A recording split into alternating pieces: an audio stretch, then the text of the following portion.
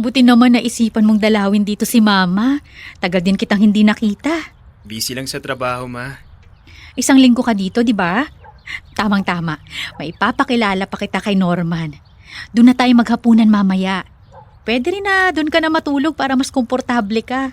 Masyado kasing maliit tong kwarto natin dito. Hindi na, ma. Ayos na ako rito.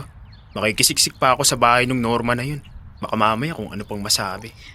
Teka nga anak, bakit parang ayaw mo kay Norman? Hindi lang parang, ma. Ayoko talaga sa kanya.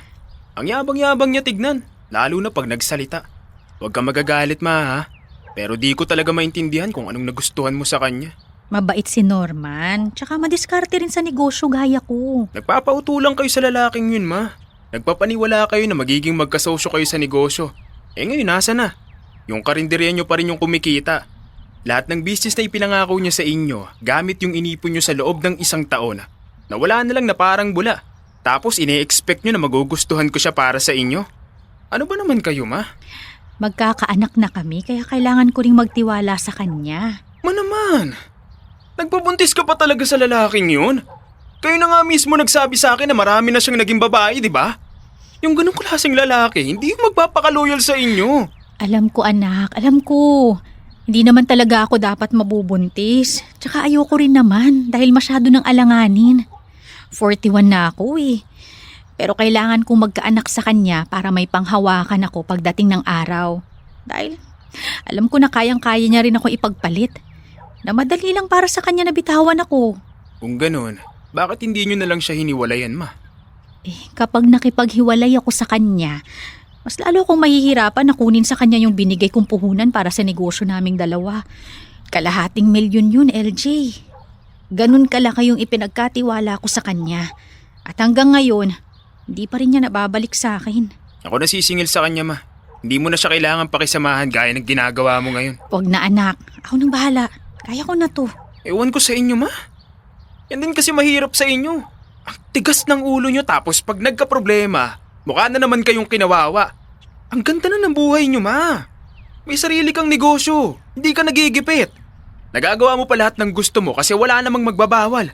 Pero ano, kumuha ka pa ng batong ipupukpok sa ulo mo. Sana lang, hindi mo pagsisihan yung desisyon mong yan.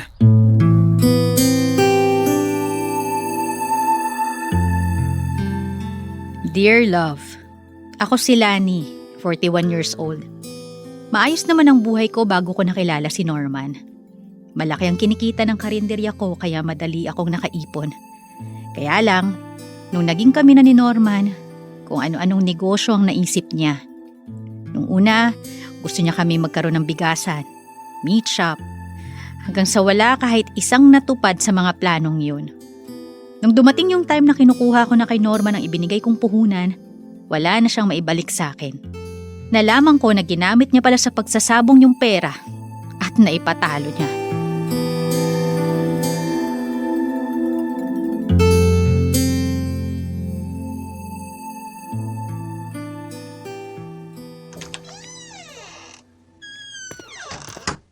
Saan ka na naman galing? Alam mo naman kung saan ako pumunta. Itatanong mo pa. Talo ka na naman ba? Kung panalo ko, edi sana hindi lukot ng ganito yung mukha ko, di ba? Norman naman, wala ka na ngang naiipon, puro sugal ka pa. Ano bang pakialam mo? Pera ko naman yun ah. Saka madali lang ulit kitain yung ganung halaga. Hindi ko kailangan magdrama gaya ng ginagawa mo. Sana ganun mo rin kadali na ibalik yung pera ko. Pinaghirapan ko kasi yun, Norman. Ibis na napapaikot ko pa sa ibang negosyo, wala. Natutulog na lang yung pera sa'yo. O baka mas tamang pagod na yung pera dahil sa kasusugal mo. Wala kang maayos na desisyon sa buhay. O edi ikaw ng perpekto. Laging maayos desisyon mo. Yayaman ka niyan. Matagal na sana. Kung napaikot ko lang na puhunan yung perang binigay ko sa'yo, matagal na, Norman. Pero wala eh. Nanlulumo ako sa ting naiisip ko na napunta lang sa lintik na pagsasabong yung inipon ko. Tapos ano? Manghihiram ka na naman sa akin pag walang-wala ka na? Yabang nito ah. Alam mo naman hindi ko ibabalik yung pera mo. Saksak ko pa yung sa baga mo eh. Baka nakakalimutan mo na hindi lang yung utang mo yung kailangan mong paglaanan. Buntis ako. Wala ka man lang balak na magbigay para sa pampacheck up ko? Pagkatapos mo kong buntisin, yun na yun? Bakit ba kasi nabuntis ka pa? Sa tanda mo nang yan, humabol ka pa. Imbes na questionin mo yung pagiging buntis ko, bakit di mo subukang magpakaama? Pagdating sa ibang tao, daig mo pa yung politiko kung tumulong. Pero pagdating sa akin na gumagawa ng lahat para sa'yo, ni hindi ka man lang makapagbigay. May pera ka naman ah. Pag para sa anak mo, ayaw mong gumastos? Ako na nga gumagastos dito sa bahay. Ako pa rin sa check-up mo. Ano pang silbi mo kung wala ka rin naman palang iaambag? Ganyan ka ba talaga sa mga nabubuntis mo? Bakit? Akala mo ba mababaliw ako sa'yo pag nabuntis ka? Alam kong nagpipils ka, Lani. Pero itinigil mo para may mabuo. Ikaw yung may gusto niyan kaya wag mo akong pinipeste. Ikaw yung ama ng pinagbubuntis ko. Suporta na nga lang hinihingi ko, di ba? Hindi na nga kita inuobliga na samahan ako sa check-up o mamili ng mga gamit pag nanganak na ako. Hindi mo naman ikakapulubi kung magbibigay ka kahit magkano lang. Ganun ba kahirap yun? May puhunan din ako sa karinderya. Eh di doon ka na lang kumuha. Hindi yung hingi ka pa ng hingi sa akin. Para kang bata.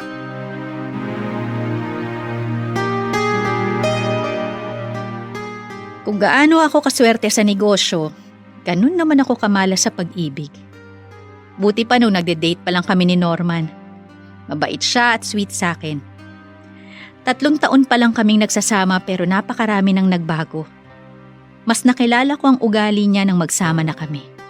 Tsaka hindi pa rin siya tumitigil sa pambababae. Nahuli ko sa messaging app na nakikipagkita siya sa mga babae niya at chine-check-in sa hotel. Kumuha pa siya ng sekretary. Sa klase ng mga tingin niya dun sa babae, duda ako na trabaho lang ang dahilan kung bakit sila laging magkasama.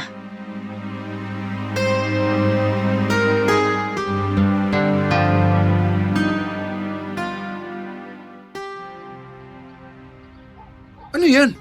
Bakit ang ikli ng shorts mo? Mainit yung panahon kaya nakashorts ako ng ganito kaikli. Pupunta ka sa karinderya na ganyan ang suot mo? Kumalma ka nga.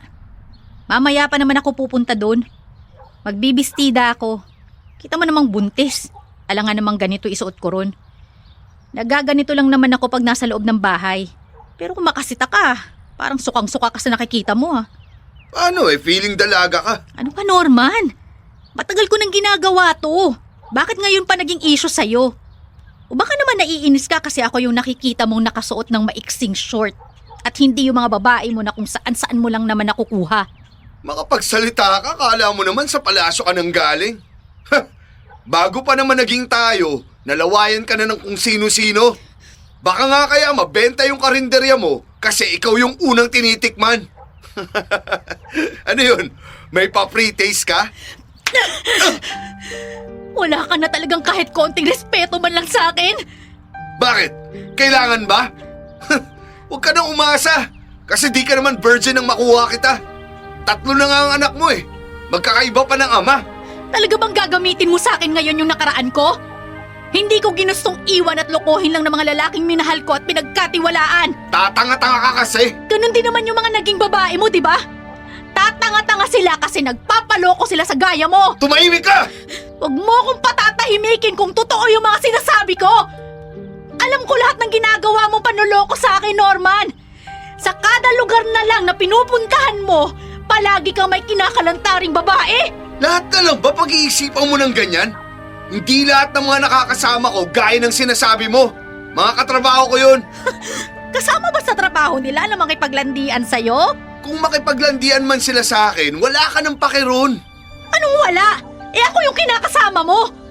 Kung gusto mo naman pala na maging malaya ka dyan sa pambababae mo, ibalik mo na sa akin yung pera ko at maghiwalay na tayo. Akala mo ba, nagtitiis ako dito dahil mahal pa kita? Hindi ako ganun katanga. Nandito na lang ako kasi hinihintay kong maibalik yung pera ko. Natuto kang maghintay. Hanggang kailan ako maghihintay? Ilang beses ka nang nagkapera. Pero tuwing nakakahawa ka ng malaking halaga, bigla ka na lang nakakalimot. Alam mo, kung hindi mo kayang ibalik ng buo, hulug-hulugan mo na lang. Mas matatanggap ko pa yun kaysa pinapaasa mo ako ng ganyan.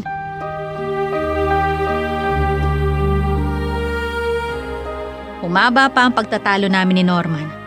At sa unang pagkakataon, napagbuhatan niya ako ng kamay sa sobrang galit niya sa mga nasabi ko. Doon na ako parang naubos. Nagdesisyon na akong hiwalayan siya pero binantaan ko siya. Naggagawa ako ng legal action para maibalik yung pera ko. Sising-sisi ako na nagpabuntis ako sa kanya. Pero dahil wala namang kasalanan yung batang nasa sinapupunan ko, ginawa ko pa rin lahat para maging ligtas sa pagbubuntis ko. Mabuti na lang at tuloy-tuloy pa rin ang magandang kita ng karinderya, kaya hindi ko na naging problema ang pera.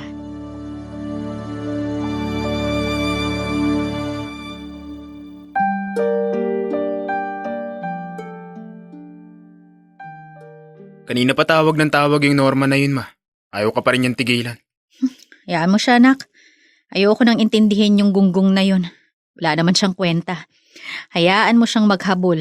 Hayop siya. Buti naman na-realize mo na ngayon, ma. Hindi mo na kailangang ipagsiksikan sarili mo sa kanya. Kaya mo namang buhayin yung anak nyo nang ikaw lang mag-isa. Tama ka, anak. Hindi ko kailangang mamalimos sa kanya. Paano yung pera mo sa kanya, ma? Mababalik pa ba? Hindi ko alam, nak. Pero dahil malaking halaga yun, hindi ako papayag na mauwi lang sa wala yung pinaghirapan ko. Sabihin mo lang sa akin, ma, kung kailangan mo ng tulong ko. Ayos lang ako, anak. Kaya ko pa naman. O sige, ma. Ikaw bahala. Basta pag may kailangan ka, tawagan mo lang ako palagi. Salamat, anak, ha. Basta, ma, kahit anong panunuyang gawin sa'yo nung Norman na yon, wag kayong bibigay, ha. Huwag na kayong magpapadala sa matatamis na salita niya. Puro pangako lang naman yung walang yang yun. Tapos nagawa pa kayong pagbuhatan ng kamay. Matapos lahat ng nagawa mo para sa kanya. Yun na nga eh. Maling-mali ako sa desisyon ko na manatili pa sa relasyon namin. Kahit na alam ko sobrang toxic na. Sana nga naisip niyo yan ng mas maaga, ma. Tignan niyo ngayon. Wala siyang kikilalaning ama. Obvious naman na ayaw talaga sa kanya ni Norman. Ay, mukhang matutulad rin siya sa inyo na lumaking walang ama. Pero, hayaan mo, hindi naman ako magkukulang sa kanya bilang ina. Tutulungan ka namin, ma. Nandito naman kami. Kung walang magpapakatatay sa kanya, edi ko yun na lang. Ang bait mo talaga, anak. Salamat, ah. Palagi kang nandyan para sa akin at sa mga kapatid mo. Tayo-tayo lang din naman magtutulungan, ma. Siya nga pala, anak. May pabor sana akong hihingin sa'yo. Ano yun, ma? Pwede bang ikaw na lang kumuha ng mga naiwan kong gamit sa bahay ni Norman? Baka kasi hindi na ako makaalis dun kung ako ang kukuha eh. Siguradong pipilitin niya ako na makipagbalikan sa kanya. Sige, ma. Ako nang kukuha. Babanggitin ko na rin sa kanya yung utang niya sa inyo para hindi nyo na kailangang mag-usap. Matatahimik lang yung mundo nyo pag wala na kayong koneksyon sa lalaking yun.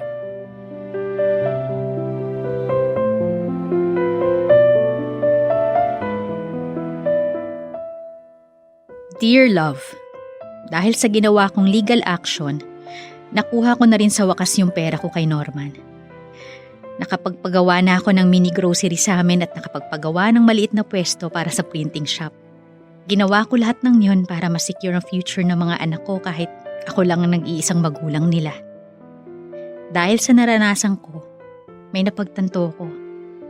Nakakapagod pala talagang magmahal ng taong hindi marunong magbigay ng assurance, respeto, at effort na deserve mo. Dapat mong maintindihan na hindi sapat na mahal mo lang ang isang tao. Kailangan, piliin ka rin niya ng buong buo.